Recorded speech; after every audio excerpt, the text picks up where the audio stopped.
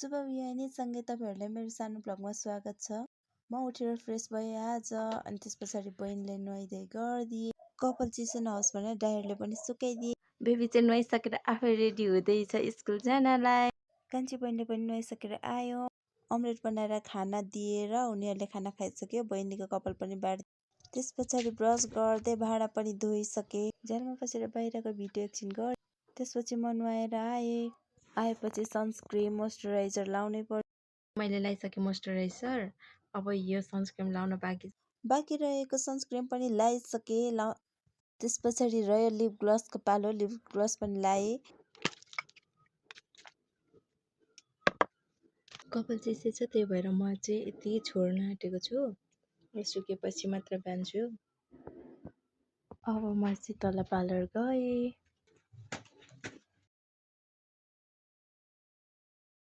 आज कोही पनि हुनुहुन्न रहेछ यति बेला चाहिँ। चिसो कपाललाई अब चाहिँ तल आएर बिस्तारै कोर्न थालेँ।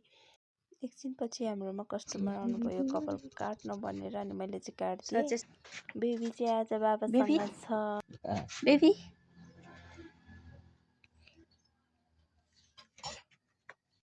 बाबाले बोकिराख्नु भएको छ। मम्मीले चाहिँ उसको लागि लिदो पकाइदिनु हुँदैछ। अनि त्यस पछाडिको हाम्रो व्यस्तता पार्लरमा।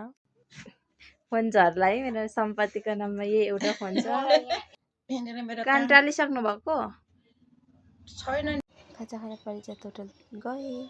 बेलुका भएपछि पानी पनि ठुलो पर्यो, अनि फुपूले पकाउनु भएको मकै पनि मैले खाइदिएँ। पानीमा भिज्दाखेरि चाहिँ एकदम आनन्द आइरहेको थियो।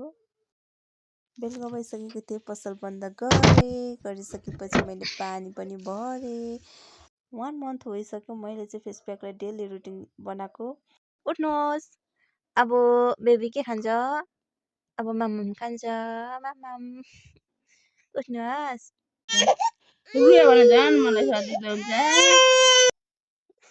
वास गरेर मैले फेसलाई हल्का कपडाले पुसेर मोइस्चराइजर लगाएँ। सेटाफिल स्किनलाई नरम बनाउँछ। त्यही भएर म चाहिँ जहिले पनि फेस वास गरिसकेपछि मोइस्चराइजर लाउँछु। त्यो पनि फुपूको। बहिनीलाई मैले चाहिँ भुलाउँदैछु। खाना खाएर ब्रस गरेँ, अनि म आफ्नो रुमतिर लागेँ। प्लास्टिकमा के बोकेको होला भनेर सोच्नु भयो होला, त्यो चाहिँ मेरो व्याक्स गर्ने सामान।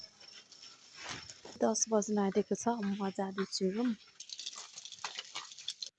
पक्कै मेरो बहिनीहरू चाहिँ सुतिसक्यो, किनकि 10 बज्न आँटिसक्यो नि त। सुतेकै छैन रहेछ। कबाट के गरेको थियो? मेरो बहिनीले चाहिँ यस्तो बनाउँछ कि, अनि मलाई पटक्कै मन पर्दैन।